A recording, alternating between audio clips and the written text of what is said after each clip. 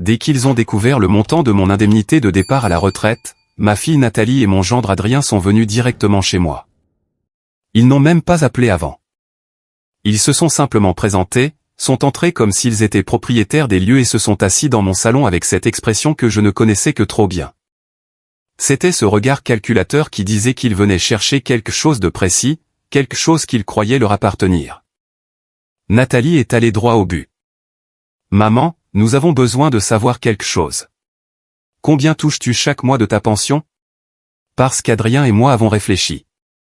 Eh bien, étant donné que nous sommes ta famille et que nous t'avons tant aidé, nous pensons qu'il n'est que juste que nous partagions cela. Nous voulons la moitié. Je l'ai regardé en silence. 3 000 $ par mois, ai-je finalement dit. Ma voix semblait plus calme que je ne l'avais prévu. Nathalie et Adrien se sont regardés, et j'ai vu leurs yeux s'illuminer de cette avidité déguisée en droit familial. « Parfait », a dit Adrien en se penchant en avant. « Donc cela fait 1 500 $ pour nous chaque mois. C'est le minimum après tout ce que nous avons fait pour toi, Éléanore. Tu es déjà âgée. Tu n'as pas besoin d'autant d'argent. » Je n'ai rien ajouté. Je me suis simplement levé de mon fauteuil avec tout le calme du monde, j'ai marché vers l'armoire antique près de la fenêtre et j'en ai sorti un classeur noir qui attendait ce moment depuis des mois. C'était un classeur épais et lourd, rempli de documents que j'avais préparés exactement pour ce jour. Je suis revenu et je l'ai posé sur la table juste devant eux. Puis je leur ai tendu ce classeur noir avec une tranquillité qui m'a surprise moi-même. « Ouvre-le », ai-je dit à Nathalie.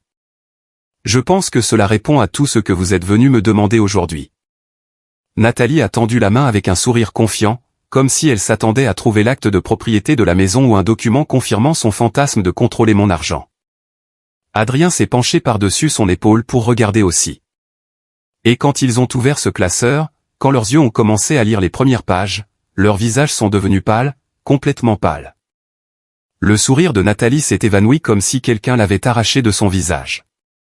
Adrien a cessé de respirer pendant une seconde entière. J'ai regardé leurs mains commencer à trembler pendant qu'ils tournaient page après page, lisant chaque document, chaque preuve, chaque dossier que j'avais méticuleusement compilé. « Qu'est-ce que c'est » a chuchoté Nathalie, la voix brisée. « Maman, c'est quoi tout ça ?» Adrien tournait les feuilles de plus en plus vite, comme s'il voulait en trouver une qui ne disait pas ce que toutes les autres disaient. Ses yeux étaient ronds comme des soucoupes. Son visage avait perdu toute couleur, et je pouvais voir la réalité commencer à le frapper comme des vagues, de plus en plus fort. À l'intérieur de ce dossier se trouvaient des documents juridiques avec des sceaux officiels. Il y avait des relevés de chaque fois qu'il m'avait demandé de l'argent et ne l'avait jamais remboursé. Il y avait des dates exactes, des montants précis et des conversations que j'avais enregistrées avec la permission de mon avocat. Il y avait des messages textes où il parlait de moi comme si je n'étais qu'une source de revenus. Une vieille femme stupide qui ne se rendait compte de rien. Mais il y avait autre chose, quelque chose qui a fait lâcher les papiers à Adrien sur la table comme s'il lui brûlait les mains. « Ça ne peut pas être légal », a-t-il dit, sa voix presque désespérée. « Tu ne peux pas faire ça. Tu n'en as pas le droit. » J'ai souri. C'était un petit sourire, mais chargé du poids des années passées à endurer, à garder le silence, à attendre le bon moment. « Oh, mais je peux, Adrien. Et en fait, c'est déjà fait. Tout ce que vous voyez dans ce classeur a déjà été présenté aux autorités compétentes. C'est déjà signé, scellé et notarié. » Nathalie m'a regardé comme si elle ne me reconnaissait pas, comme si la femme assise en face d'elle était une parfaite étrangère. « Mais maman, je suis ta fille. Comment peux-tu me faire ça? Après tout ce que nous avons partagé, après tout ce que... » J'ai levé la main et l'ai interrompu. Ma voix restait calme, mais maintenant chaque mot sortait avec la force des années de douleur contenue. Précisément parce que tu es ma fille, Nathalie. Tu devrais savoir mieux que quiconque pourquoi je fais ça. Vous êtes venu chez moi sans prévenir, êtes entrés comme si vous étiez les propriétaires et avez exigé la moitié de ma retraite, la moitié de 40 ans de mon travail, de mes sacrifices. De mes nuits sans sommeil, comme si c'était un droit que vous aviez simplement en existant. Je me suis levé et je les ai regardés de haut tous les deux. Pour la première fois depuis des années, j'ai senti que je récupérais quelque chose que j'avais perdu il y a longtemps. Ma dignité, ma voix, mon pouvoir de dire ça suffit. Ce classeur noir contient toute la vérité sur qui vous êtes vraiment et ce que vous avez fait. Et maintenant, vous allez vivre avec les conséquences d'avoir traité une femme de 70 ans comme si elle ne valait rien de plus que l'argent que vous pouviez lui arracher. Vous allez comprendre qu'une mère peut aimer sa fille, mais elle peut aussi se défendre lorsque cette fille devient sa pire ennemie. Adrien a essayé de se lever, mais j'ai levé un doigt. Assieds-toi. Je n'ai pas fini de parler. Et à ma grande surprise, il s'est assis. Parce qu'à ce moment-là, tous deux venaient de comprendre quelque chose de fondamental. La petite vieille dame qu'il pensait pouvoir manipuler n'existait plus. À sa place se trouvait une femme qui avait appris à utiliser la loi, la vérité et sa propre intelligence comme les armes les plus puissantes qui existent. Mais pour comprendre pleinement comment je suis arrivé à ce moment dans ce salon avec ce classeur noir dans les mains et cette expression de terreur sur les visages de ma fille et de mon gendre, je dois revenir au tout début. Je dois retourner à ce matin-là, quelques semaines plus tôt, quand tout a commencé à s'effondrer d'une manière que j'avais déjà pressentie mais que je ne voulais pas accepter. C'était un mardi. Je m'en souviens parfaitement car les mardis ont toujours été mes jours pour faire le grand nettoyage de la maison, pour tout mettre en ordre, pour garder chaque coin de ce foyer exactement comme il se doit. Je me suis réveillé à 6 heures du matin comme je le fais toujours, j'ai fait mon café et je me suis assise près de la fenêtre de la cuisine pour regarder le soleil commencer à illuminer les rues de mon quartier. Il y a quelque chose dans ces premiers instants de la journée qui m'a toujours apaisé. Ce silence avant que le monde ne se réveille, quand tout est immobile et que l'on peut entendre ses propres pensées sans interruption. Mais ce matin-là, même au milieu de ce silence, j'ai senti un poids dans ma poitrine que je ne pouvais expliquer. Une sensation que quelque chose était sur le point de changer, qu'une tempête approchait et que j'étais juste sur son chemin. J'ai bu mon café lentement, laissant la chaleur de la tasse réchauffer mes mains. À 70 ans, le froid du matin se ressent différemment. Il pénètre vos os d'une manière qu'il ne faisait pas avant. Mais ce n'était pas seulement le froid physique qui me faisait frissonner ce matin-là. C'était autre chose. C'était la prémonition que ma vie, telle que je la connaissais, était sur le point de prendre un tournant dont il n'y aurait pas de retour en arrière. La maison était trop calme, trop vide. Je vis seul depuis la mort de mon mari il y a presque 15 ans, et je pensais m'être habitué à la solitude. Mais il y a des jours où le silence pèse plus que d'autres. Des jours où vous marchez dans les couloirs et pouvez entendre l'écho de vos propres pas, et vous réalisez que personne d'autre ne va arriver pour combler ce vide. Nathalie avait l'habitude de me rendre visite plus souvent avant. Quand elle était plus jeune, quand elle n'avait pas encore épousé Adrien, quand elle me regardait encore avec quelque chose qui ressemblait à de l'affection, nous sortions le dimanche. Elle m'aidait avec les courses et nous nous asseyions pour parler pendant des heures. Mais c'était il y a longtemps. Si longtemps que parfois je me demande si c'est vraiment arrivé ou si c'était juste un beau rêve que mon esprit a créé pour ne pas se sentir si seul. J'ai fini mon café et j'ai commencé le nettoyage. J'ai passé la serpillière dans chaque coin, épousseté chaque meuble, organisé chaque objet qui n'était pas à sa place. Mes mains bougeaient automatiquement, faisant les mêmes tâches que j'avais faites des milliers de fois au cours des décennies. Mais mon esprit était ailleurs. Je pensais à l'appel téléphonique que j'avais reçu 2 jours plus tôt. C'était la banque. Il m'informait que ma pension avait enfin été approuvée après des années de paperasse, de bureaucratie sans fin, d'une attente qui semblait n'avoir aucune fin. 3 000 $ par mois. Après 40 ans de travail comme infirmière à l'hôpital de la ville, après des doubles gardes, après des nuits sans sommeil à s'occuper des patients, après avoir sacrifié ma santé et mon temps pour aider les autres, j'allais enfin recevoir ce qui m'était légitimement dû. J'aurais dû être heureuse. J'aurais dû célébrer.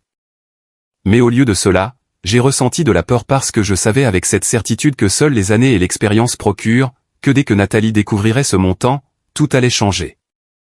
Et pas pour le mieux. J'ai passé le reste de la matinée à essayer de me distraire. J'ai arrosé les plantes dans le petit jardin que j'ai à l'arrière. Ces plantes sont la seule chose qui me donne vraiment de la joie ces derniers temps. Je les regarde grandir, fleurir, donner la vie, et elles me rappellent qu'il y a encore de la beauté dans le monde malgré tout. Vers midi, ma voisine Sarah est venue me rendre visite. Sarah a 65 ans et est la seule personne dans ce quartier qui prend encore le temps de frapper à ma porte juste pour voir comment je vais. Elle s'est assise avec moi dans la cuisine pendant que je préparais du thé pour nous deux. « Tu as l'air inquiète, Éléanore » m'a-t-elle dit en tenant sa tasse à 2 mains. « Il s'est passé quelque chose ?» Je lui ai parlé de la pension, de l'argent que j'allais enfin commencer à recevoir et de la peur que je ressentais que Nathalie le découvre. Sarah a écouté en silence, hochant la tête de temps en temps. Et quand j'ai fini de parler, elle a soupiré profondément. Tu as raison de t'inquiéter, a-t-elle dit finalement. J'ai vu comment ta fille te traite quand elle vient par ici. J'ai vu comment elle parle de toi quand elle pense que personne n'écoute. Éléanore, tu ne dois rien à cette fille. Tu en as fait assez pour elle. Mais c'est ma fille, Sarah. C'est ma fille unique. Sarah a secoué la tête. Être mère ne signifie pas les laisser te détruire, Éléanore.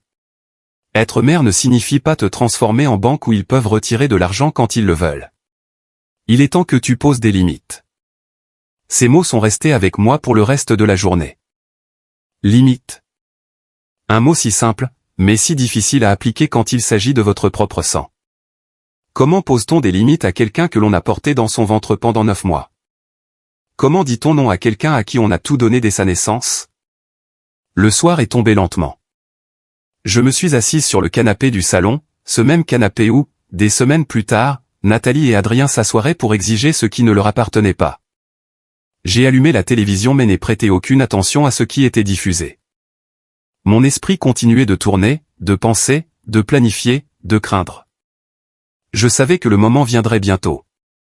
Je connaissais assez bien ma fille pour savoir que dès qu'elle découvrirait l'argent, elle viendrait. Et elle viendrait avec des exigences, avec des justifications, avec cette capacité qu'elle a de me faire sentir coupable pour des choses qui ne sont pas de ma responsabilité. Quand le soleil a commencé à se coucher, je me suis levé et suis allé à l'armoire près de la fenêtre. J'ai ouvert le tiroir du bas et en ai sorti un classeur vide, un classeur noir que j'avais acheté le jour même à la papeterie du coin. Je l'ai tenu dans mes mains pendant un long moment, sentant son poids, sa texture, son potentiel. Et puis j'ai pris une décision. Si Nathalie venait pour mon argent, si elle venait exiger ce que 40 ans de ma vie avaient construit, je serais prête. Je n'allais pas me laisser prendre au dépourvu. Je n'allais pas leur permettre de me faire sentir que j'étais endetté envers eux simplement parce que j'étais leur mère. Cette nuit-là, je n'ai pas bien dormi.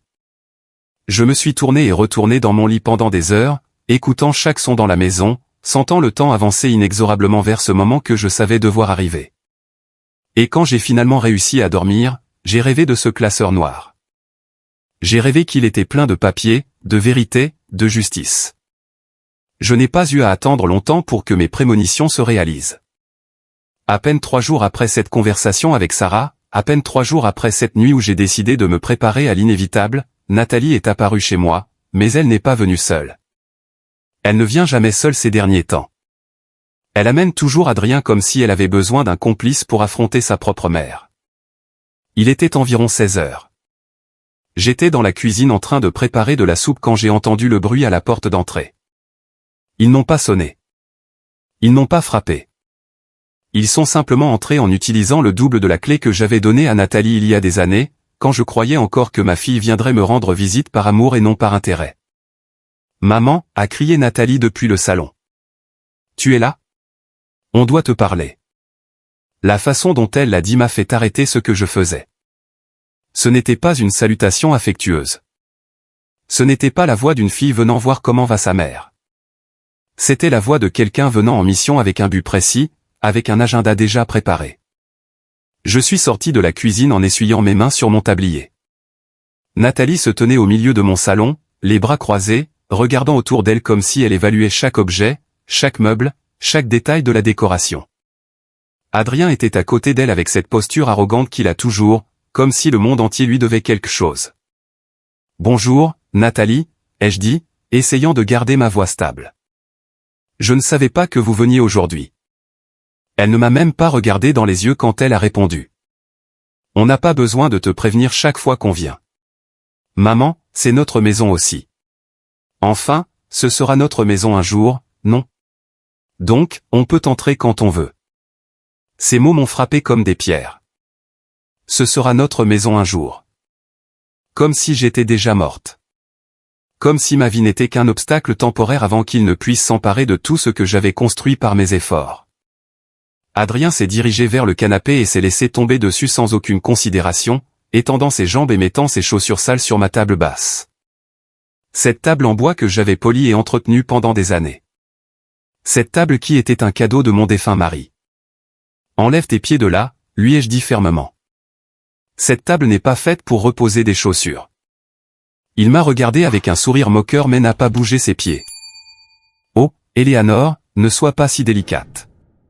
C'est juste une vieille table. De toute façon, bientôt on va changer tous ces vieux meubles pour des choses plus modernes. Pas vrai, Nathalie?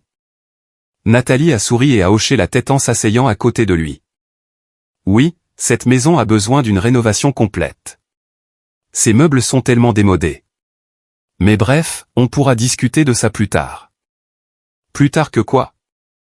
J'ai voulu demander, mais je me suis retenu. Je savais qu'ils allaient me le dire de toute façon. Je savais qu'ils étaient venus avec un discours préparé, avec des arguments répétés, avec toute une stratégie pour obtenir ce qu'ils voulaient. Je me suis assise dans le fauteuil en face d'eux, gardant mon dos droit, mes mains sur mes genoux. J'ai attendu. Parfois, le silence en dit plus que 1000 mots, et j'avais appris au fil des années que laisser les gens parler en premier vous donne l'avantage. Nathalie s'est éclaircie la gorge. Maman, on a appris quelque chose. On a appris que ta pension a finalement été approuvée. 3000 $ par mois, c'est ça? C'est beaucoup d'argent pour une personne seule. Voilà. La vraie raison de la visite. Ils ne sont pas venus demander comment j'allais. Ils ne sont pas venus voir si j'avais besoin de quelque chose. Ils sont venus pour l'argent. C'était toujours pour l'argent. C'est ma pension, ai-je dit simplement. Après 40 ans de travail, c'est ce à quoi j'ai droit. Adrien s'est penché en avant, ses yeux brillants de cette avidité mal dissimulée. Bien sûr, c'est ce à quoi tu as droit, Éléanore. Personne ne dit le contraire. Mais il faut aussi être réaliste. Tu as déjà tout ce dont tu as besoin. Cette maison est payée. Tes dépenses sont minimes. Tu n'as pas de grands besoins. Alors que nous, eh bien, nous avons beaucoup de dépenses. Nous avons des projets. Nous avons des plans. Nous avons toute une vie devant nous. Nathalie a hoché la tête avec enthousiasme. Exactement.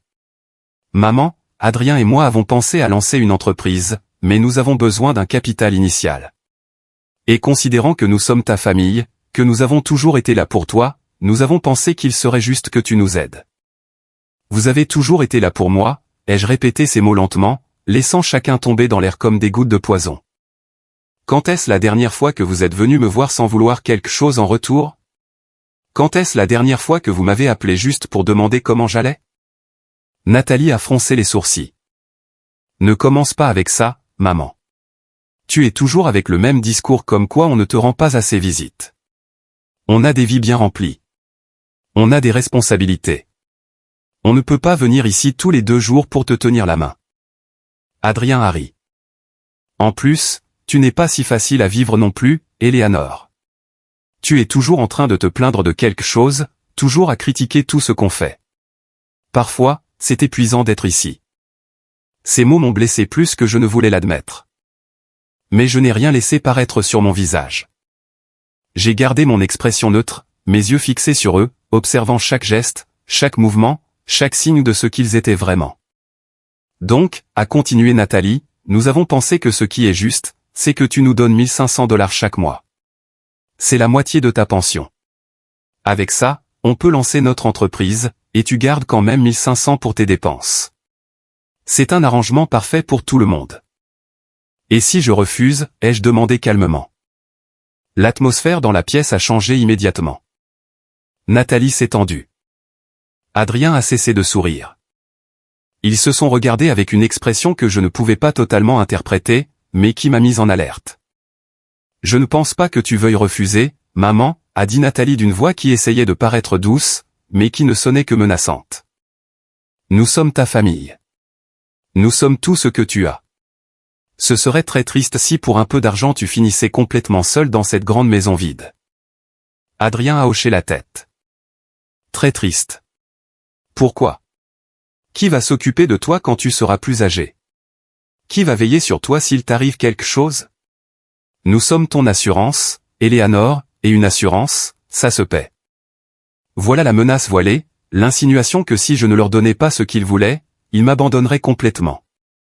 Comme si leur présence sporadique et leur visite pleine d'exigences étaient une sorte de bénédiction dont je devrais être reconnaissante. Je les ai regardés pendant un long moment.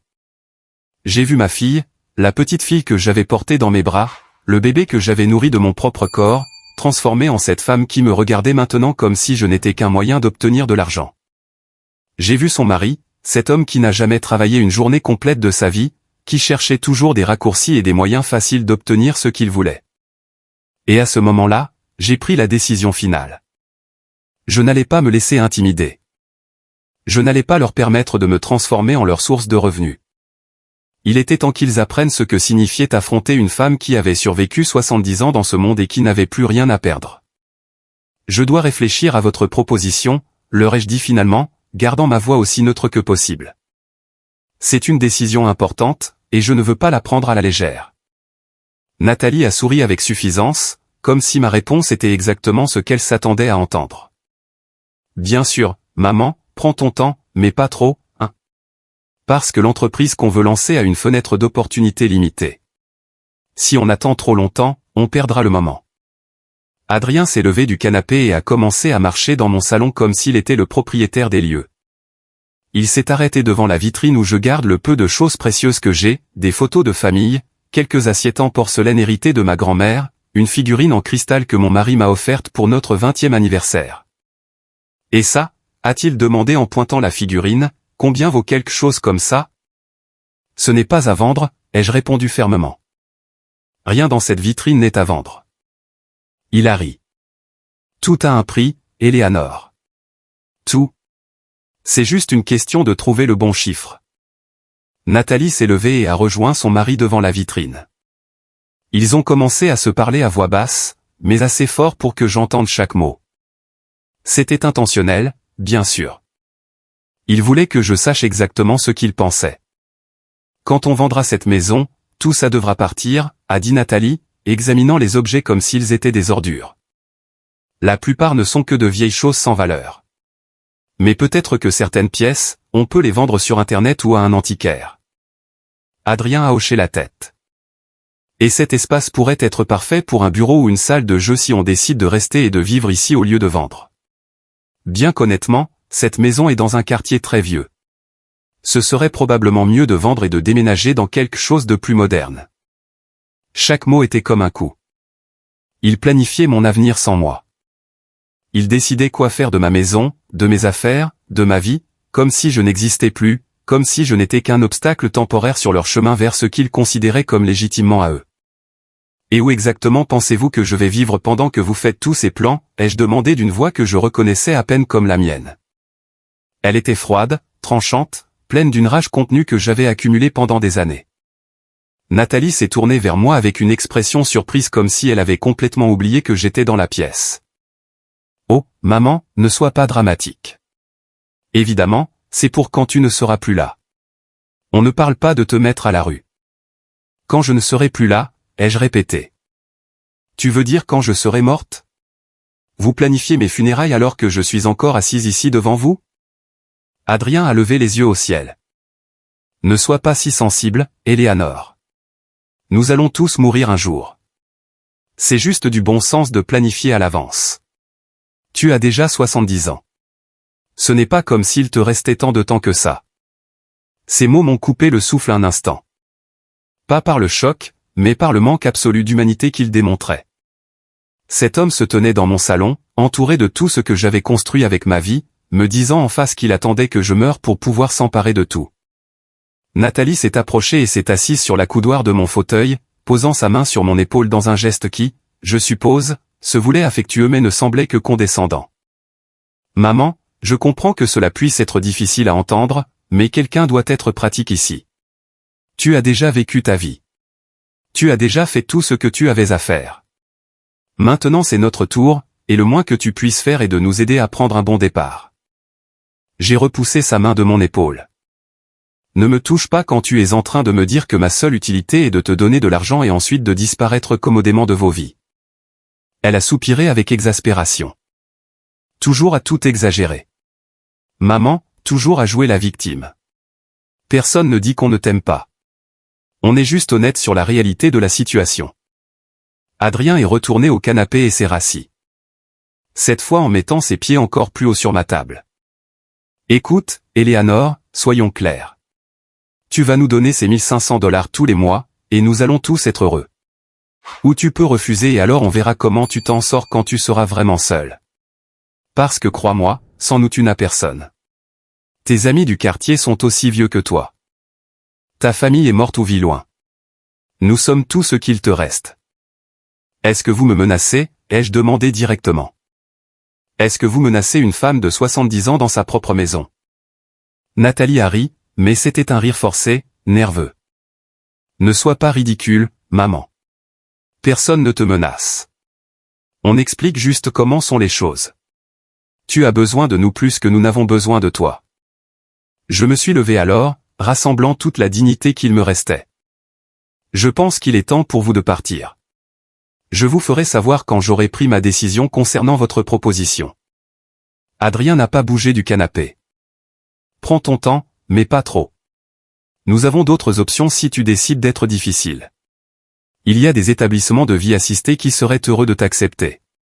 Bien sûr, tu devrais vendre cette maison pour payer les frais mensuels. Mais au moins tu serais prise en charge. La menace était claire. Soit je leur donnais ce qu'ils voulaient volontairement, soit ils trouveraient un moyen de me déclarer incompétente, de me faire passer pour une vieille femme sénile qui ne pouvait pas s'occuper d'elle-même et ainsi prendre le contrôle de tous mes biens. Nathalie s'est levée et s'est étirée comme si toute cette conversation l'avait épuisée. Pense-y bien, maman. Pense à ce qui est le mieux pour tout le monde. Ne sois pas égoïste. Tu ne veux pas finir tes dernières années complètement seule, n'est-ce pas? Ils se sont dirigés vers la porte sans attendre ma réponse. Avant de partir, Nathalie s'est tournée une dernière fois. Oh, et maman, ce serait bien si tu commençais à penser à faire un testament clair, aussi. On ne veut pas de problème juridique plus tard. Ce serait mieux si tout était bien spécifié maintenant pendant que tu es encore lucide. La porte s'est fermée derrière eux avec un grand claquement qui a résonné dans toute la maison. Je suis restée debout au milieu du salon, tremblante, non pas de peur, mais d'une indignation si profonde que je la sentais brûler à l'intérieur. J'ai marché lentement vers la fenêtre et je les ai regardés monter dans leur voiture, une nouvelle voiture de luxe qu'ils avaient évidemment achetée avec de l'argent qu'ils n'avaient pas. J'ai vu Adrien dire quelque chose à Nathalie et tous deux ont ri avant de démarrer le moteur et de s'éloigner. Ils ne voulaient pas mon bien-être. Ils se fichaient que j'aille bien ou mal. Ils voulaient seulement mon argent. Ils voulaient seulement ma maison. Ils voulaient seulement se débarrasser de moi de la manière la plus pratique possible pour garder tout ce que j'avais construit en 70 ans de vie. Je me suis rassise dans mon fauteuil.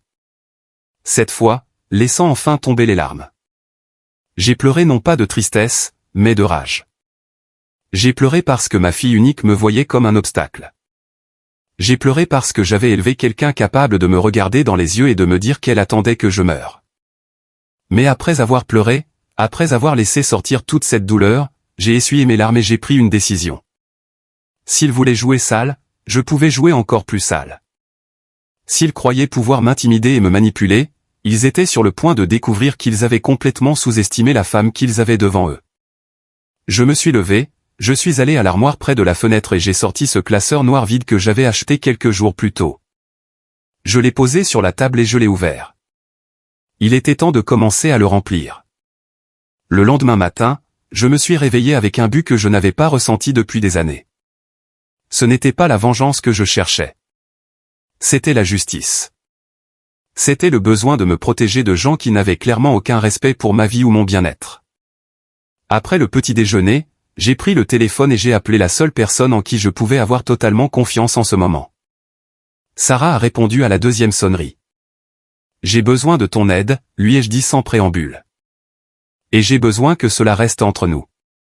Une demi-heure plus tard, Sarah était assise dans ma cuisine avec une tasse de thé dans les mains, m'écoutant raconter tout ce qui s'était passé la veille. Elle ne m'a pas interrompu une seule fois. Elle a seulement hoché la tête, son expression devenant de plus en plus sérieuse à chaque détail que je partageais.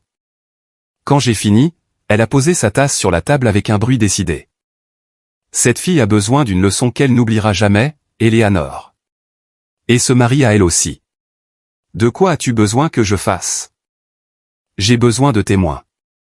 Je lui ai dit, j'ai besoin de quelqu'un d'autre que moi pour savoir exactement ce qui se passe parce que s'ils essaient de déclarer que je suis sénile ou que je ne suis pas saine d'esprit, j'ai besoin de gens qui peuvent témoigner du contraire. Sarah a hoché la tête immédiatement. Compte sur moi, et je connais 3 autres voisins qui seraient aussi prêts à aider. Nous avons tous vu comment ta fille te traite. Nous avons tous entendu les choses horribles qu'elle dit quand elle pense que personne n'entend.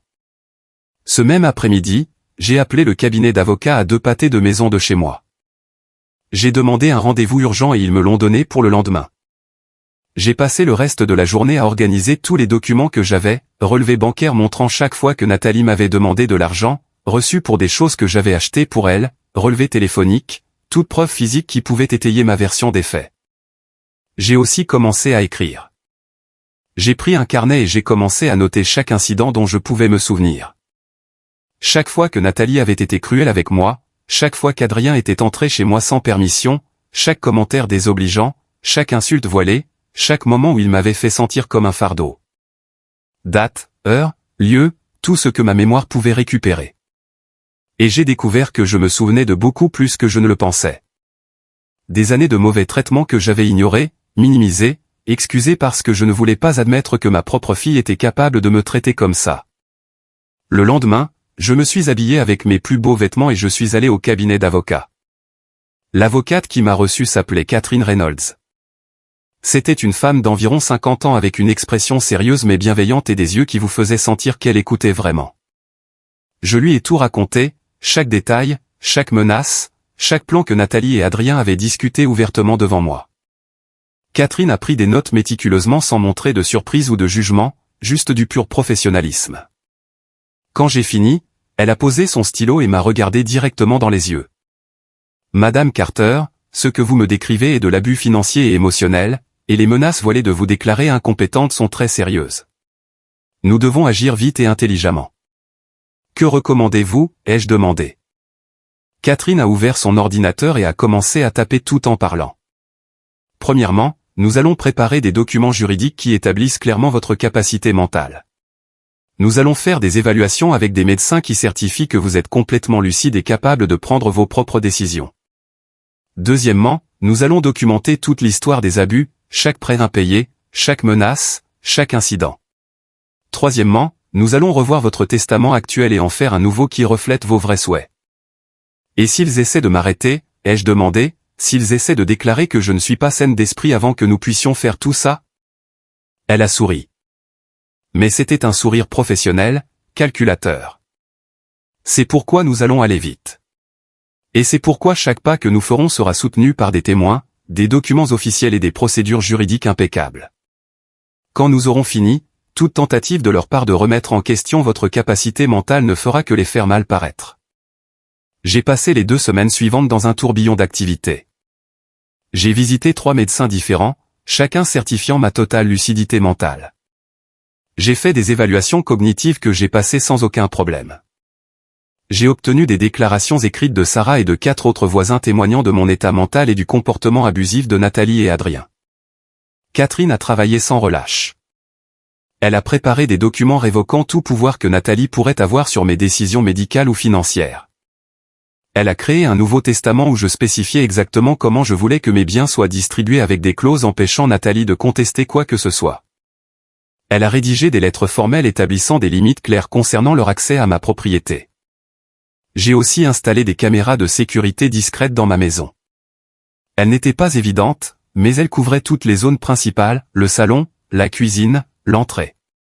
Catherine m'avait conseillé de documenter visuellement tout incident futur. Et puis le moment est arrivé que je savais devoir venir.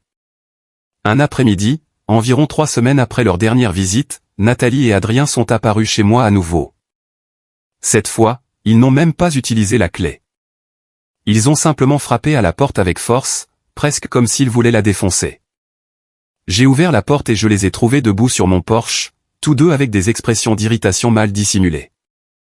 Assez de temps a passé, maman, a dit Nathalie sans même dire bonjour.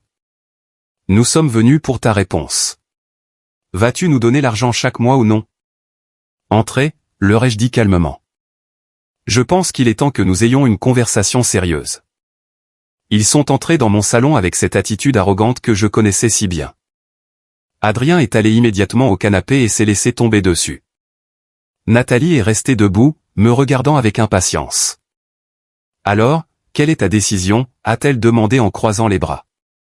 Je me suis assise dans mon fauteuil, consciente que chaque mot, chaque geste était enregistré par les caméras dont ils ignoraient l'existence. J'ai gardé ma voix calme, presque neutre. J'ai beaucoup réfléchi à votre proposition, ai-je commencé. Et je suis arrivé à des conclusions importantes. Nathalie a souri, croyant clairement avoir gagné. Je savais que tu retrouverais la raison, maman. Je savais que tu ne voudrais pas finir seule. Mais je ne l'ai pas laissé continuer. J'ai conclu que vous n'avez aucun droit sur mon argent, que vos menaces sont inacceptables et que votre comportement envers moi depuis des années a été abusif et manipulateur. Le silence qui a suivi était dense, lourd. Nathalie m'a regardé comme si elle n'avait pas bien compris mes mots. Adrien s'est redressé sur le canapé, son expression passant de détendu à tendu en une seconde. « Qu'est-ce que tu as dit ?» a demandé Nathalie, la voix dangereusement basse. Je me suis levé et j'ai marché vers l'armoire près de la fenêtre. J'ai sorti le classeur noir, maintenant épais de tous les documents que j'avais compilés au cours des dernières semaines. Je l'ai tenu dans mes mains, sentant son poids, sentant le pouvoir qu'il représentait. J'ai dit, vous n'allez pas recevoir un centime de ma pension, ai-je répété d'une voix ferme. Et non seulement cela, vous allez arrêter d'entrer chez moi quand vous voulez. Vous allez me rendre la clé que vous avez et vous allez commencer à me traiter avec le respect que je mérite. Adrien a bondi sur ses pieds. Tu ne peux pas nous parler comme ça. Tu ne peux pas nous mettre dehors. Nous sommes ta famille. Je suis retourné à ma place et j'ai posé le classeur noir sur la table basse juste devant eux. Je l'ai poussé doucement vers Nathalie. Ouvre-le. Je lui ai dit. Je pense que cela répond à tout ce que vous êtes venu me demander aujourd'hui.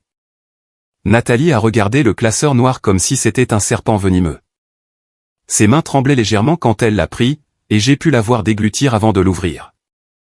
Adrien s'est approché immédiatement, se penchant par-dessus son épaule pour voir le contenu. La première page était une lettre formelle de mon avocate, Catherine Reynolds, adressée à eux deux. Elle était écrite dans un langage juridique impeccable, mais le message était clair. Elle cessait immédiatement toutes les permissions qu'ils avaient concernant ma propriété, mes finances et mes décisions personnelles. Nathalie a tourné la deuxième page. C'était un document notarié révoquant tout pouvoir que Nathalie aurait pu avoir sur mes comptes bancaires. Ses yeux bougeaient rapidement sur les mots, et j'ai vu son visage perdre sa couleur à chaque ligne qu'elle lisait. Cela n'a aucune validité, a-t-elle dit d'une voix tremblante. Tu ne peux pas faire ça sans nous consulter. Oh, mais je peux, ai-je répondu calmement. Et c'est déjà fait. Tout a été revu par des avocats, notarié et légalement enregistré. Chaque document dans ce classeur est complètement valide. Adrien a arraché le classeur des mains de Nathalie et a commencé à feuilleter les pages avec des mouvements brusques et désespérés. Son visage est devenu rouge quand il a atteint la 3e section. Un registre détaillé de tous les prêts qu'il m'avait demandés au cours des 5 dernières années. Chaque montant, chaque date, chaque promesse de remboursement non tenue. Il y avait 17 prêts documentés. Des $500 que Nathalie m'avait demandé pour une supposée urgence médicale qui n'a jamais existé aux $3000 dont Adrien avait besoin de toute urgence pour une affaire qui ne s'est jamais concrétisée. Au total, cela s'élevait à plus de $23 000 qu'il n'avait jamais remboursés. C'est privé, a crié Adrien, la voix étranglée. Tu n'as pas le droit de documenter ça comme ça. J'ai tous les droits, ai-je répondu. Surtout quand vous êtes venu exiger plus d'argent sans avoir rendu un centime de ce que je vous ai déjà prêté. Nathalie continuait de tourner les pages, sa respiration de plus en plus agitée. Elle a atteint la section des évaluations médicales. 3 certificats de médecins différents, tous avec des dates récentes, tous confirmant ma capacité mentale complète et ma lucidité absolue. Tu es allé voir 3 médecins différents, a-t-elle demandé incrédule. Tout ça pourquoi ? Pour prouver que tu es saine d'esprit. Pour m'assurer que lorsque vous essaieriez de me déclarer incompétente, comme vous avez menacé de le faire, vous n'auriez aucune base légale pour le faire, ai-je expliqué. Chacun de ces médecins est prêt à témoigner devant le tribunal si nécessaire. Adrien a lâché le classeur sur la table comme s'il lui brûlait les mains. Il y avait plus de pages derrière, des copies de messages textes où il parlait de moi de manière désobligeante, des enregistrements de conversations, tous obtenus légalement comme Catherine me l'avait assuré. Des témoignages écrits et signés de mes voisins concernant le comportement abusif dont ils avaient été témoins. Et dans la dernière section, le document qui les a vraiment laissés sans voix, mon Nouveau Testament. Il l'avait rédigé avec un soin extrême, rendant très clair que la maison et tous mes biens seraient donnés à des œuvres caritatives au moment de ma mort. Nathalie recevrait une somme symbolique de 1000 $. Rien de plus. Tu me déshérites, a chuchoté Nathalie, les yeux pleins de larmes dont je ne savais si elles étaient de rage ou de choc véritable. Je suis ta fille. Je suis ta fille unique. Et tu m'as traité comme une banque. J'ai répondu sans émotion dans la voix. Tu as menacé de me laisser seule si je ne te donnais pas d'argent. Tu as planifié de me déclarer incompétente pour prendre le contrôle de mes biens. Tu es entré chez moi et as parlé de la vendre pendant que j'étais encore assise ici à vous écouter. À quoi t'attendais-tu? Adrien a commencé à faire les 100 pas d'un côté à l'autre du salon comme un animal en cage. C'est ridicule. C'est une exagération totale. On est juste venu parler d'un arrangement familial normal. Beaucoup de familles font ça. Les enfants aident les parents. Les parents aident les enfants. Je me suis levé et je l'ai regardé directement dans les yeux. Aider est volontaire, Adrien. Vous n'êtes pas venu demander de l'aide. Vous êtes venu exiger, menacer, manipuler. Il y a une énorme différence. Nathalie a fermé le classeur d'un coup sec. Ses mains tremblaient tellement qu'elle pouvait à peine le tenir. Tu as fait ça pour nous blesser, pour nous punir d'avoir demandé ce qui nous appartient. Ce qui vous appartient, ai-je répété avec incrédulité. 40 ans de mon travail vous appartiennent? Ma maison que j'ai payée avec mes propres efforts vous appartient? Ma pension que j'ai gagnée après des décennies de sacrifices vous appartient? Je suis ta fille, a hurlé Nathalie. Ça devrait signifier quelque chose. Après tout ce qu'on a traversé ensemble. C'est comme ça que tu me rembourses? Je l'ai regardé pendant un long moment. J'ai vu la petite fille qui avait l'habitude de s'asseoir sur mes genoux et de me demander de lui lire des histoires. J'ai vu la jeune adulte qui pleurait dans mes bras quand son premier petit ami l'avait blessée. Toutes ces versions de ma fille semblaient avoir disparu, remplacées par cette femme inconnue qui ne voyait de valeur que dans les choses matérielles. Être ma fille devrait signifier que tu m'aimes pour qui je suis, pas pour ce que j'ai, ai-je dit d'une voix brisée mais ferme. Cela devrait signifier que tu te soucies de mon bien-être autant que du tien. Cela devrait signifier respect, affection, considération. Mais il y a des années, tu as cessé de me voir comme ta mère. Maintenant, je ne suis plus qu'une source d'argent pour toi. Ce n'est pas vrai, a sangloté Nathalie, mais ses larmes ne m'ont pas ému. J'avais trop souvent pleuré seule dans cette maison, me demandant où j'avais échoué en tant que mère, me demandant ce que j'avais fait de mal pour que ma fille devienne ainsi. Adrien s'est approché de moi avec une expression qui se voulait menaçante. Tu vas regretter ça, Éléanore. Tu vas regretter de nous avoir traités comme ça. Nous allons contester ce testament. Nous allons prouver que quelqu'un t'a manipulé pour faire tout ça. J'ai pointé du doigt les coins du salon où les caméras étaient installées. Vas-y, essaie. Chaque mot que vous avez dit aujourd'hui a été enregistré. Chaque menace, chaque insulte, chaque tentative d'intimidation. Si vous voulez aller au tribunal, je serai ravi de présenter toutes les preuves que j'ai compilées. Nathalie a suivi mon regard et a vu les caméras pour la première fois. Son expression est passée de la rage à la panique en une seconde. Tu nous as enregistré tout ce temps. Tu nous as enregistrés sans notre permission. Il y a un panneau à l'entrée de ma maison, ai-je répondu. La pièce est tombée dans le silence, un silence lourd et dense, plein de tout ce que nous ne nous étions jamais dit pendant des années. Nathalie regardait le classeur noir comme s'il était la preuve physique de la mort de notre relation. Adrien regardait les caméras avec une expression de défaite qu'il essayait de cacher derrière sa colère. Je veux que vous partiez maintenant, ai-je dit finalement.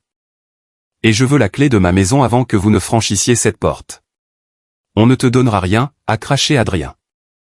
C'est toujours la maison familiale. On entrera quand on voudra. J'ai fait un pas vers le téléphone sur la table d'appoint. Si vous ne me donnez pas cette clé tout de suite, j'appelle la police et je leur montre ce classeur, les enregistrements vidéo et les témoignages de mes voisins. Voulez-vous expliquer à la police pourquoi vous êtes dans ma maison en refusant de partir après que je vous ai demandé de sortir? Nathalie a cherché dans son sac à main avec des mains tremblantes. Elle a sorti la clé et l'a jetée sur la table avec une telle force qu'elle a rebondi et est tombée par terre. Prends ta maudite clé. Je n'en ai pas besoin. Je n'ai besoin de rien venant de toi. Je me suis baissé lentement, j'ai ramassé la clé et l'ai tenue dans ma main. J'ai senti son poids, sa forme familière. C'était une clé que j'avais fait faire moi-même il y a des années, quand je croyais encore que ma fille viendrait me rendre visite par amour et non par intérêt. Maintenant, partez, ai-je répété. Et ne revenez pas à moins d'être prêt à me traiter avec le respect que je mérite. Nathalie se tenait au milieu de mon salon, tremblante de rage et de quelque chose qui ressemblait à une véritable incrédulité. Ses yeux allaient de moi au classeur noir et revenaient à moi, comme si elle ne pouvait pas totalement assimiler ce qui venait de se passer. « Tu ne peux pas nous faire ça », a-t-elle dit d'une voix brisée. « Tu ne peux pas juste nous mettre hors de ta vie comme ça. Nous sommes ta famille. Je suis ton sang. Le sang ne te donne pas le droit de me maltraiter, ai-je répondu, restant ferme. Le sang ne te donne pas le droit à mon argent, à ma maison, à ma vie. Pendant des années, je t'ai permis de me traiter comme si je ne valais rien. Cela s'est terminé aujourd'hui. Adrien a tenté une dernière tactique. Son expression a changé, s'adoucissant artificiellement. Écoute, Éléanore, je pense que nous sommes tous un peu contrariés. Pourquoi ne pas nous calmer et en parler comme des adultes? Peut-être qu'il y a eu des malentendus. Peut-être que des choses ont été dites de la mauvaise manière. Il n'y a pas eu de malentendu, Adrien, ai-je dit sèchement. Vous êtes venu exiger $1 500 par mois. Vous avez menacé de me déclarer incompétente si je refusais. Vous avez prévu de vendre ma maison alors que j'étais encore en vie. Tout est documenté. Tout est enregistré. Il n'y a aucun moyen de réinterpréter ce que vous avez dit. Nathalie a mis ses mains sur son visage. Et pendant un moment, j'ai pensé qu'elle allait enfin montrer de véritables remords. Mais quand elle a parlé, ces mots ont détruit tout espoir que j'aurais pu avoir. C'est de ta faute, a-t-elle dit en me pointant d'un doigt accusateur. Tu nous as rendus comme ça. Toujours si radine avec ton argent. Toujours à te plaindre de tout. Toujours à nous faire sentir coupables de demander de l'aide. À quoi t'attendais-tu? Qu'on continue à te traiter comme une reine alors que tu ne nous as jamais rien donné? Je l'ai regardé avec un mélange de douleur et d'étonnement. Je ne vous ai jamais rien donné? Je t'ai élevé seul après la mort de ton père. J'ai fait des doubles gardes à l'hôpital pour payer tes études. Je t'ai acheté ta première voiture. J'ai payé ton mariage. Je t'ai prêté de l'argent chaque fois que tu as demandé sans me soucier si j'en avais besoin moi-même. Et tu dis que je ne t'ai jamais rien donné? C'était ton obligation, a hurlé Nathalie. Tu étais ma mère. Tu étais censé faire ces choses. Tu ne peux pas me le jeter à la figure maintenant comme si c'était une faveur spéciale que tu m'avais faite. Ces mots m'ont frappé comme des coups de poing. Chacun était plus douloureux que le dernier parce qu'il révélait une vérité que j'avais évitée pendant des années. Ma fille croyait vraiment que je lui devais tout et qu'elle ne me devait rien. Tu as raison, ai-je dit finalement avec un calme qui m'a surprise moi-même. C'était mon obligation de t'élever, de t'éduquer, de te donner ce dont tu avais besoin quand tu étais enfant. Mais tu as cessé d'être une enfant il y a plus de 20 ans, Nathalie. Et à un moment donné, les obligations se transforment en réciprocité, en respect mutuel, en amour qui va dans les deux sens. Mais tu n'as appris qu'à prendre. Tu n'as jamais appris à donner. Adrien s'est approché de Nathalie et a mis sa main sur son épaule. Viens, chérie. Ça ne vaut pas la peine de continuer à lui parler. Elle a déjà mis au clair ce qu'elle pense de nous. Ils se sont dirigés vers la porte. Mais avant de partir, Nathalie s'est tournée une dernière fois.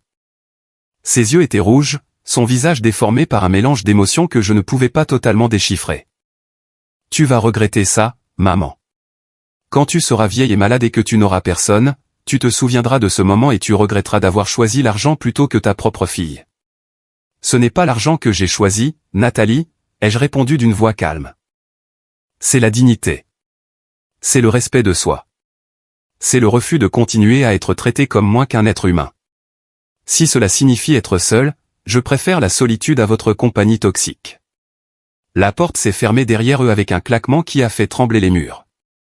Je suis resté debout au milieu de mon salon, écoutant le bruit de leur voiture s'éloigner dans la rue. Et alors, seulement alors, j'ai permis à mes jambes de cesser de me soutenir. Je me suis laissé tomber dans mon fauteuil, tremblante, non pas de peur, mais du relâchement d'années de tension contenue. Sarah est apparue à ma porte arrière quelques minutes plus tard. Elle attendait chez elle, prête à venir si j'avais besoin d'elle. Elle m'a trouvé assise dans l'obscurité grandissante de l'après-midi, des larmes coulant silencieusement sur mes joues. « Tu l'as fait ?» a-t-elle demandé doucement. « Je l'ai fait » ai-je répondu. Je leur ai tout montré. Je leur ai donné la chance de voir exactement ce qu'ils ont été toutes ces années. Sarah s'est assise à côté de moi et m'a pris la main. « Et comment te sens-tu » ? « Libre » ai-je dit après un moment de réflexion. Pour la première fois depuis des années, je me sens libre. Mais la liberté a un prix. Et j'étais sur le point de découvrir exactement à quel point ce prix était élevé, car Nathalie et Adrien n'allaient pas abandonner si facilement. Ils n'allaient pas accepter la défaite sans essayer de me détruire au passage. Au cours des jours suivants, mon téléphone n'a cessé de sonner. C'étaient des numéros inconnus, des appels auxquels je ne répondais pas. Ils laissaient des messages vocaux, certains de Nathalie en pleurs, d'autres d'Adrien menaçant, d'autres de personnes prétendant être des avocats, mais qui ne l'étaient clairement pas. Sarah et les autres voisins se relayaient pour me rendre visite, s'assurant que je n'étais jamais complètement seul. J'ai installé de nouvelles serrures à toutes les portes. J'ai renforcé la sécurité de la maison. J'ai gardé mon téléphone portable toujours chargé et avec le numéro d'urgence en numérotation rapide. Une semaine après la confrontation, j'ai reçu une lettre recommandée. Elle provenait d'un cabinet d'avocats différent du mien. Nathalie et Adrien me poursuivaient en justice. Ils alléguaient que j'étais mentalement incompétente, que j'avais été manipulée par des tiers pour changer mon testament, que je leur devais de l'argent pour des soins qu'ils m'avaient supposément prodigués pendant des années. J'ai apporté la lettre immédiatement à Catherine. Elle l'a lue avec une expression impassible, prenant des notes dans son carnet. « C'est exactement ce à quoi nous nous attendions », a-t-elle dit finalement. Et nous sommes complètement préparés à y faire face. Ils n'ont aucune preuve parce qu'il n'y a aucune preuve de ce qu'ils allèguent.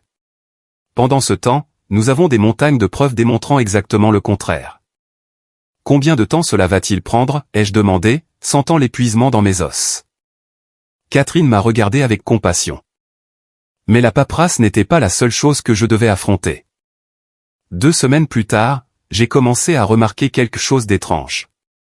Des voisins qui avaient l'habitude de me saluer m'évitaient maintenant. Les gens à l'épicerie me regardaient avec des expressions que je ne pouvais pas interpréter. Il y avait des chuchotements quand je passais. Finalement, une voisine que je connaissais depuis des années s'est approchée de moi à la boulangerie. « Éléanore, je dois te demander quelque chose. Est-il vrai que tu as mis ta fille à la porte de chez toi? Que tu as menacé de la déshériter si elle ne faisait pas exactement ce que tu voulais ?» Je me suis figé. « Qui t'a dit ça ?» Elle a détourné le regard, mal à l'aise. « Ta fille a parlé à plusieurs personnes dans le quartier. Elle dit que tu es devenue cruelle et contrôlante, que tu l'as maltraitée émotionnellement pendant des années, et que maintenant tu utilises ton argent pour la manipuler. » Voilà, la campagne de diffamation. Nathalie faisait le tour du quartier pour raconter sa version de l'histoire, se peignant en victime et moi en méchante. Et certaines personnes la croyaient. « Et qu'est-ce que tu crois, toi ?» ai-je demandé directement à la voisine. Elle a hésité un instant. Je ne sais pas quoi croire, Éléanore. Je te connais depuis des années, mais c'est aussi ta fille. Pourquoi mentirait-elle sur une chose pareille? Pourquoi veut-elle mon argent, ai-je répondu simplement. Parce que je l'ai confrontée à des années d'abus et de manipulation. Parce que j'ai posé des limites qu'elle n'est pas prête à accepter. La femme a hoché la tête lentement, mais j'ai vu le doute dans ses yeux. Nathalie avait semé son poison efficacement, et maintenant je devais vivre avec les conséquences. Certaines personnes ne croiraient jamais ma version des faits. Les semaines qui ont suivi ont été les plus dures que j'ai affrontées depuis longtemps. La campagne de diffamation de Nathalie s'est intensifiée d'une manière que je n'avais pas anticipée. Elle ne s'est pas contentée de dire du mal de moi dans le quartier. Elle est allée plus loin, beaucoup plus loin. Un jour, Sarah est arrivée chez moi le visage pâle, son téléphone à la main. « Éléanore, tu dois voir ça », a-t-elle dit d'une voix tremblante. Elle m'a montré son écran. C'était une publication sur les réseaux sociaux que Nathalie avait faite, accompagnée d'une photo de moi datant de plusieurs années, où je semblais particulièrement fatigué et émacié. Le texte disait « Ma mère de 70 ans m'a chassé de sa vie pour avoir refusé de lui donner tout mon argent. Pendant des années, je me suis occupé d'elle, je lui ai rendu visite, je l'ai soutenue. Mais maintenant qu'elle a obtenu une bonne pension, elle est devenue avide et cruelle. Elle est complètement seule parce qu'elle a repoussé tous ceux qui l'aimaient. S'il vous plaît, priez pour elle car clairement elle perd la tête dans sa vieillesse. La publication avait des centaines de réactions. Des commentaires de gens que je ne connaissais même pas, exprimant leur pitié pour Nathalie, disant à quel point c'était terrible que les personnes âgées deviennent si difficiles, partageant leurs propres histoires de parents compliqués. J'ai eu l'impression d'être vidé de l'intérieur. Ma propre fille exposait publiquement ma réputation, mentait effrontément, manipulait le récit pour jouer la victime. Et les gens la croyaient. Bien sûr qu'ils la croyaient. C'était plus facile de croire qu'une vieille femme était devenue amère et égoïste que d'accepter qu'une fille puisse être aussi manipulatrice. Catherine, mon avocate, m'a appelé ce même après-midi. Éléanore, avez-vous vu les publications? Nous devons documenter tout cela aussi. C'est une preuve supplémentaire de diffamation et de son modèle de comportement manipulateur. Mais alors que Catherine voyait des preuves juridiques. Je ne voyais que la douleur de ma propre fille détruisant publiquement ma réputation. Sarah est restée avec moi cette nuit-là, refusant de me laisser seule. Les choses ont empiré avant de s'améliorer. Adrien a commencé à apparaître dans des endroits où j'avais l'habitude d'aller, au supermarché, à la pharmacie, à l'église. Il ne s'approchait jamais directement, mais il s'assurait que je le voie, que je sache qu'il me suivait, qu'il surveillait, qu'il intimidait. Un après-midi, en sortant de chez Sarah, je l'ai trouvé appuyé contre ma voiture. Il a souri quand il m'a vu, mais c'était un sourire froid et calculateur. « Éléanore, nous devons parler » a-t-il dit, bloquant mon chemin vers la portière du conducteur. « Je n'ai rien à te dire » ai-je répondu, essayant de garder une voix ferme. « Éloigne-toi de ma voiture. Je veux juste que tu saches que Nathalie souffre beaucoup à cause de toi » a-t-il continué, ignorant mes mots. « Elle pleure toutes les nuits. Elle ne peut pas dormir. Elle ne peut pas manger. Tu es en train de détruire ta propre fille pour de l'argent. » J'ai sorti mon téléphone et j'ai commencé à enregistrer. « Éloigne-toi de ma voiture maintenant ou j'appelle la police pour harcèlement. » Il a levé les mains dans un geste de fausse reddition, mais ses yeux restaient menaçants. « D'accord. D'accord. Mais souviens-toi de mes paroles, Éléanore. Tout ça va très mal finir pour toi. Très mal. » Il s'est éloigné et je suis restée tremblante près de ma voiture pendant plusieurs minutes avant de pouvoir rassembler assez de sang-froid pour rentrer chez moi. Immédiatement, j'ai envoyé l'enregistrement à Catherine, qui l'a ajouté à notre collection croissante de preuves. Mais pendant que j'accumulais des preuves légales, Nathalie et Adrien accumulaient leurs propres fausses preuves. J'ai découvert qu'ils étaient allés parler au service de protection des adultes, déposant une plainte anonyme alléguant que je vivais dans des conditions insalubres et que j'étais un danger pour moi-même. 2 travailleurs sociaux sont apparus à ma porte un matin. Ils étaient gentils mais professionnels, expliquant qu'ils devaient faire un contrôle de bien-être en raison d'un signalement qu'ils avaient reçu. Je les ai laissés entrer, le cœur battant la chamade. Ils ont visité chaque pièce de ma maison, prenant des notes, posant des questions. Ma maison était impeccable comme toujours, chaque surface propre, chaque objet à sa place, mon réfrigérateur plein de nourriture fraîche, mes médicaments organisés correctement. Après 30 minutes, le travailleur social principal m'a regardé avec une expression d'excuse. « Madame Carter, votre maison est en parfait état. Vous prenez clairement très bien soin de vous-même. Nous allons clore ce dossier comme non fondé. Puis-je savoir qui a fait le signalement » ai-je demandé, bien que je connaisse déjà la réponse. Elle a secoué la tête. « Je suis désolé, c'est confidentiel, mais je peux vous dire que cela semble faire partie d'un conflit familial. Si vous avez besoin d'aide juridique, il existe des ressources disponibles. » Après leur départ, je me suis assise dans mon salon et pour la première fois depuis des semaines, j'ai senti que peut-être, juste peut-être, les choses allaient s'arranger. Chaque tentative de Nathalie et Adrien pour me faire mal paraître échouait. Chaque mensonge qu'ils racontaient était démenti par la réalité de ma situation. Mais ils n'ont pas abandonné. La tactique suivante était encore plus désespérée. Nathalie a commencé à appeler des connaissances à moi de l'hôpital où j'avais travaillé, des gens que je n'avais pas vus depuis des années, leur disant que j'étais malade, que j'avais besoin d'aide, que je refusais un traitement médical par orgueil. Plusieurs de mes anciens collègues m'ont appelé inquiet.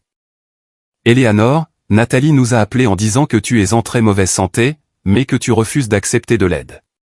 Est-ce vrai? As-tu besoin de quelque chose? » J'ai dû expliquer encore et encore que j'allais parfaitement bien, que Nathalie mentait, qu'il y avait un conflit familial qu'elle faisait escalader de manière de plus en plus inquiétante. Certains m'ont cru immédiatement. D'autres sont restés dubitatifs, clairement confus quant à qui croire. Un mois après la confrontation initiale, j'ai reçu une assignation officielle. Le procès de Nathalie et Adrien allait avoir lieu. Catherine et moi nous sommes préparés méticuleusement. Nous avons organisé chaque document, chaque enregistrement, chaque témoignage. Nous avions un dossier solide, irréfutable. Mais la veille de la première audience, mon téléphone a sonné. C'était un numéro que je ne reconnaissais pas, mais quelque chose m'a poussé à répondre. Maman. C'était la voix de Nathalie, mais elle sonnait différente, brisée, vulnérable, comme la fille qu'elle avait été il y a des décennies. Maman, s'il te plaît, on peut arranger ça. Ça n'a pas besoin d'aller au tribunal. On peut parler. On peut négocier quelque chose. Il n'y a rien à négocier, Nathalie, ai-je dit, gardant ma voix ferme malgré la douleur que je ressentais. Tu as choisi ce chemin quand tu as décidé d'exiger de l'argent de moi et de me menacer. Quand tu as décidé de me diffamer publiquement, quand tu as décidé d'essayer de détruire ma réputation. Mais je suis ta fille, a-t-elle pleuré. Vas-tu vraiment faire ça? Vas-tu vraiment me traîner en justice? Tu m'y as traîné en premier, lui ai-je rappelé. Je ne fais que me défendre. Il y a eu un long silence à l'autre bout du fil. Quand Nathalie a parlé à nouveau, sa voix avait changé. La vulnérabilité avait disparu, remplacée par quelque chose de froid et dur. Bien, alors on se voit au tribunal, maman. Et que la meilleure gagne. La ligne a coupé. Je suis resté le téléphone à la main, sentant le poids de tout ce que j'avais perdu et de tout ce que j'étais sur le point de gagner. Le lendemain, je me suis habillé avec mes plus beaux vêtements et je me suis dirigé vers le palais de justice. Sarah et mes autres voisins sont venus avec moi, une petite armée de soutien. Catherine m'attendait à l'entrée avec son classeur plein de preuves et une expression de confiance tranquille. Quand je suis entré dans la salle d'audience, j'ai vu Nathalie et Adrien assis de l'autre côté avec leur avocat. Nathalie ne m'a pas regardé. Elle gardait les yeux fixés sur la table devant elle, le visage pâle et tendu. Le juge est entré et le procès a commencé. L'avocat de Nathalie a présenté en premier, faisant des allégations sur ma supposée incompétence mentale, sur la manipulation par des tiers, sur des années de mauvais traitements émotionnels envers ma fille. Mais quand ce fut le tour de Catherine, la salle a changé complètement. Elle a présenté document après document, des enregistrements audio et vidéo où Nathalie et Adrien me menaçaient clairement. Des relevés bancaires montrant l'historique des prêts jamais remboursés. Des certificats médicaux récents prouvant ma totale lucidité. Des témoignages de voisins qui avaient été témoins des abus. J'ai regardé Nathalie s'enfoncer de plus en plus dans sa chaise à chaque preuve présentée. J'ai regardé Adrien devenir pâle quand il a entendu sa propre voix dans les enregistrements dire des choses qu'il ne pouvait plus nier. Le juge a tout écouté avec attention. Quand Catherine a fini, il y a eu un moment de silence lourd dans la salle. Le juge a examiné les documents devant lui pendant ce qui a semblé une éternité. Le silence dans la pièce était si dense que je pouvais entendre ma propre respiration. Finalement, il a levé les yeux et a regardé d'abord Nathalie et Adrien, puis moi. Après avoir examiné toutes les preuves présentées par les deux parties, a-t-il dit d'une voix ferme et claire, je constate que les allégations d'incompétence mentale contre Madame Eleanor Carter sont totalement infondées. Les évaluations médicales sont récentes, exhaustives et concluantes. De plus, les preuves présentées par la défense démontrent un modèle clair de manipulation et d'abus financiers de la part des plaignants.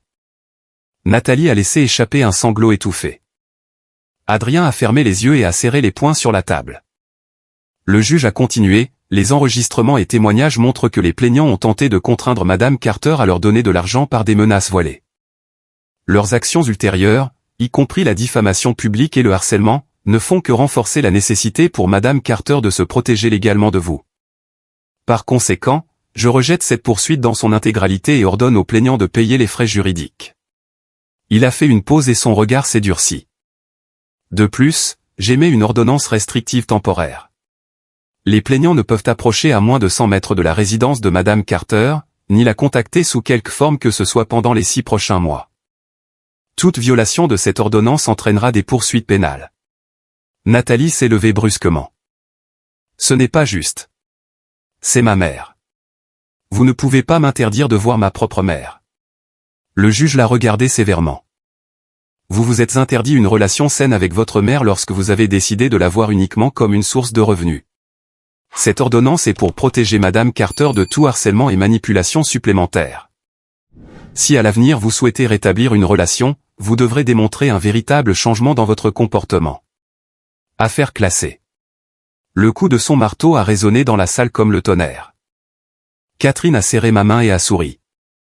Sarah, qui était assise derrière moi, a posé une main sur mon épaule. J'avais gagné, non seulement légalement, mais dans la récupération de ma dignité et de mon droit de vivre en paix. Nous avons quitté le palais de justice et j'ai regardé Nathalie et Adrien s'éloigner vers leur voiture. Nathalie s'est tournée une fois pour me regarder et dans ses yeux, j'ai vu quelque chose qui m'a surprise. Ce n'était pas de la rage ou de la haine, mais de la peur.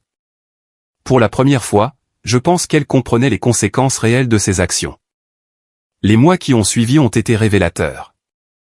Par Sarah et d'autres voisins, j'ai appris comment Nathalie et Adrien s'en sortaient après l'ordonnance du tribunal. Sans accès à moi ou à mon argent, leur situation a commencé à se détériorer rapidement. L'entreprise qu'ils étaient censés lancer ne s'est jamais concrétisée parce qu'elle n'avait jamais été plus qu'une excuse pour obtenir de l'argent. Adrien a perdu son emploi après que son employeur a découvert qu'il manquait constamment le travail. Nathalie a essayé d'obtenir des prêts dans plusieurs banques, mais son historique de crédit était si mauvais que tout le monde l'a rejeté. Ils ont dû déménager de leur appartement relativement luxueux pour un beaucoup plus petit dans un quartier moins agréable. La nouvelle voiture qu'ils exhibaient tant a été saisie pour défaut de paiement. Les publications de Nathalie sur les réseaux sociaux, qui montraient auparavant une vie apparemment parfaite, sont devenues de plus en plus rares jusqu'à disparaître complètement. J'ai entendu dire qu'Adrien avait finalement dû accepter un emploi dans la construction, quelque chose qu'il avait toujours considéré comme indigne de lui. Nathalie a commencé à travailler dans un supermarché comme caissière. C'étaient des emplois honnêtes, dignes, mais pour eux, ils représentaient une chute énorme par rapport à la vie qu'ils avaient imaginé vivre avec mon argent. 6 mois après le procès, l'ordonnance restrictive a expiré. Je m'attendais peut-être à recevoir un appel, un message, une tentative de contact, mais rien n'est venu. Des semaines ont passé, puis plus de mois, et je ne savais toujours rien d'eux. 1 an après tout cela, j'étais à l'épicerie en train de faire mes courses quand je l'ai vue. Nathalie était à l'une des caisses, portant l'uniforme du magasin, scannant des produits avec des mouvements mécaniques. Elle avait l'air fatiguée, avec des cernes profonds sous les yeux et ses cheveux moins soignés qu'elle n'avait l'habitude de les porter. Nos regards se sont croisés une seconde. J'ai vu quelque chose traverser son visage, un mélange de honte, de douleur et de quelque chose qui aurait pu être du regret, mais immédiatement elle a détourné le regard et a continué à travailler. Je me suis mise dans la file d'une autre caisse. Ce n'était pas de la cruauté, mais de l'autoprotection. Je n'étais pas prête pour cette rencontre et clairement elle ne l'était pas non plus. Pendant ce temps, ma vie avait pris un cours complètement différent. Avec la tranquillité d'esprit venue après avoir posé des limites fermes, j'ai commencé à vraiment profiter de ma retraite. J'ai rejoint un groupe de bénévoles à l'hôpital où j'avais travaillé, aidant à organiser des activités pour les patients de longue durée. Sarah et moi avons commencé à voyager ensemble, de petits voyages dans des villes voisines, visitant des endroits que nous avions toujours voulu voir mais pour lesquels nous n'avions jamais eu le temps. J'ai investi une partie de ma pension pour rénover ma maison, la rendant plus confortable et accessible pour mes années à venir. J'ai aussi rencontré d'autres femmes dans des situations similaires à la mienne. Nous avons formé un petit groupe de soutien. Nous nous réunissions toutes les 2 semaines pour boire du café et partager nos expériences. J'ai découvert que je n'étais pas seul, qu'il y avait beaucoup de mères qui avaient dû prendre des décisions difficiles pour se protéger d'enfants adultes qui ne les voyaient que comme des ressources. 2 ans après le procès, j'ai reçu une lettre. Elle n'avait pas d'adresse de retour, mais j'ai reconnu l'écriture immédiatement. C'était de Nathalie. Je l'ai ouverte avec des mains tremblantes, ne sachant pas à quoi m'attendre. La lettre était brève. Elle ne demandait pas pardon directement, ni n'essayait de justifier ce qu'elle avait fait. Elle disait simplement, « Maman, je commence à comprendre beaucoup de choses que je ne comprenais pas avant. Le travail dur m'a appris des leçons que je n'ai jamais apprises quand les choses venaient facilement. Je ne te demande pas de me pardonner maintenant. Je veux juste que tu saches que je vois enfin ce que je ne voulais pas voir. J'espère que tu vas bien. J'espère que tu es heureuse. Nathalie. » J'ai mis la lettre dans un tiroir. Je n'ai pas répondu. Peut-être qu'un jour je le ferai, ou peut-être pas. Mais le fait qu'elle comprenne enfin quelque chose, même tardivement, m'a donné une petite mesure de paix. La vie a continué. Ma maison est restée mon sanctuaire. Les plantes de mon jardin ont continué à fleurir. Sarah et mes autres amis ont continué à me rendre visite régulièrement. Ma pension m'a permis de vivre avec dignité et confort, d'aider des causes qui comptaient pour moi et de profiter des années qu'il me restait sans l'anxiété constante d'être exploité. Ma fille me manquait elle? Bien sûr, la petite fille qu'elle avait été me manquait, la jeune femme qu'elle aurait pu être si elle avait fait des choix différents. Mais l'abus ne me manquait pas. Les menaces ne me manquaient pas. Vivre dans la peur constante qu'ils viennent exiger plus que je ne pouvais donner ne me manquait pas. Un après-midi, assise sur mon porche à regarder le coucher du soleil, Sarah s'est assise à côté de moi avec 2 tasses de thé chaud. « Regrettes-tu parfois ce que tu as fait ?» a-t-elle demandé doucement. J'y ai pensé pendant un long moment avant de répondre. Je regrette que cela ait été nécessaire. Je regrette que ma fille et moi soyons arrivés à ce point. Mais je ne regrette pas de m'être défendu. Je ne regrette pas d'avoir choisi ma dignité plutôt que sa manipulation. Sarah a hoché la tête. Tu as fait la bonne chose, Eleanor. Tu leur as donné la chance de changer quand tu leur as tendu ce classeur noir. Ils ont choisi de se battre au lieu de réfléchir. C'était leur décision, pas la tienne. Elle avait raison. Je leur avais donné une chance de voir la vérité, d'affronter leur propre comportement, de choisir un chemin différent. Ils ont choisi le déni et l'attaque. Les conséquences auxquelles ils ont fait face étaient le résultat de leurs propres actions, pas des miennes. Maintenant, alors que le soleil se couchait en peignant le ciel d'orange et de rose, j'ai ressenti quelque chose que je n'avais pas ressenti depuis des années. Une paix véritable. Ce n'était pas la paix d'avoir tout résolu parfaitement. Ce n'était pas la paix d'une famille heureuse réunie autour d'une table.